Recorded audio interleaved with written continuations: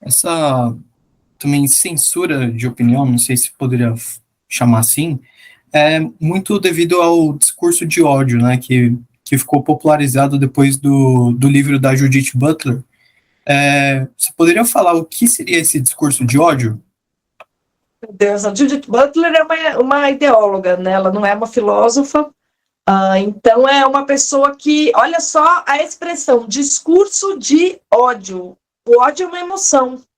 Ele pode motivar qualquer discurso, inclusive um discurso que não pareça exaltado, não pareça contaminado por emoções. Um discurso que pareça, imagina assim, um discurso de um juiz de uma corte que pareça muito equilibrado e seja motivado por um ódio político. Tá? Então, assim, as emoções, elas motivam discursos que não necessariamente mostram, no campo da aparência, esta emoção.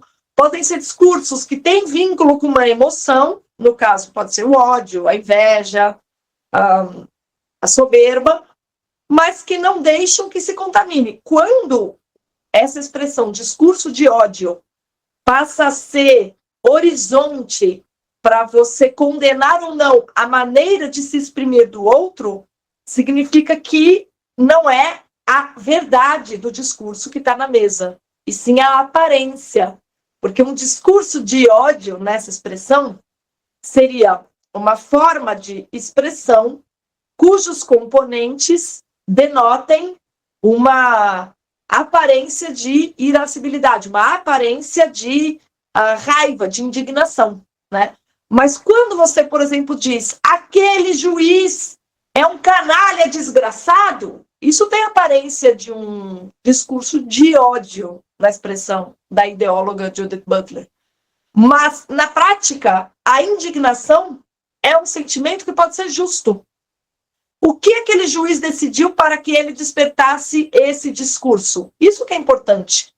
Por que os sentimentos podem compor um discurso que aflora de alguém? Qual é o valor? É legítimo esse sentimento?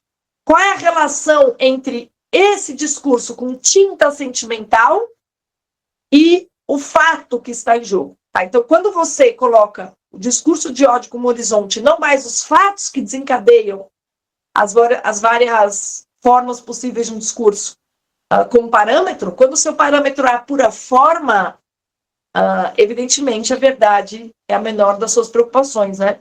Não me espanta que isso tenha saído da mentalidade da Judith Butler, que é uma pessoa que não faz muito caso da verdade, não. É alguém que tem um pensamento, um esquema de pensamento, segundo o qual tudo que existe é forma. E essa relatividade das várias formas, ela pode se traduzir em formas que vão ser consideradas adequadas e outras que vão ser consideradas inadequadas. E a verdade? E a razão pela qual os sentimentos afloram? Nada disso importa para ela. É uma forma. E aí, no final das contas, você acaba vendo que não tem pé nem cabeça esse tipo de raciocínio e que o que importa mesmo é a censura prévia de uma maneira autêntica de se exprimir, porque a maneira autêntica vem com o sentimento, porque o sentimento é um componente da nossa dimensão, é um componente da natureza humana, e ele aflora junto com o discurso, né, muitas vezes, e tudo isso, na verdade, é um esquema, é uma tática política para caracterizar todo tipo de discurso emocional, ainda que autêntico, como algo inadequado. Né? É um expediente com finalidade de gerar leis que aprisionem oponentes políticos. Não é nada além disso. Né? Então, sendo tática política, não tem absolutamente nada a ver com verdade, não tem absolutamente nada a ver com a busca pela justiça. Né? Só tem a ver com conservação de poder e alijamento dos seus adversários políticos da disputa pelo poder. Genial, nunca tinha parado para pensar nisso. Ou seja, se você falar que o Hitler é um desgraçado, você já vai ter a forma de ódio e realmente ele era um desgraçado. Então, talvez eu poderia ser punido na atualidade porque eu insultei Hitler. Mas se você fizer o mesmo, sei lá, com o Joe Biden, talvez, né?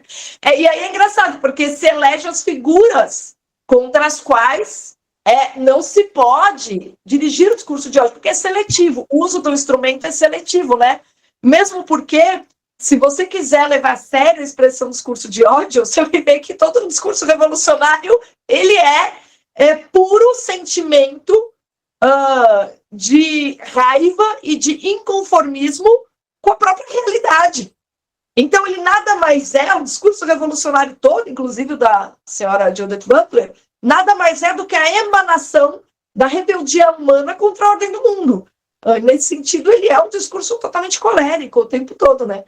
Mas é engraçado porque eles pegam um traço, um componente que é próprio da maneira como eles se exprimem para usar como ferramenta para enforcar o pescoço daqueles que muitas vezes manifestam sentimentos nos seus discursos por ter vínculo com a realidade e por entender que cabe ao ser humano compreender a ordem do mundo a qual ele pertence para encontrar a harmonia e o sentido da vida, o sentido do mundo, o sentido da condição humana, né? E é muito irônico, porque essas pessoas que não são por ódio, muitas vezes são por amor, né? Amor ao mundo como ele é. E justamente por isso, diante de uma injustiça, vão manifestar um sentimento forte. E essas pessoas são vistas como as vilãs por aqueles que são pura emanação da rebeldia, que são os revolucionários. É bem irônica essa história.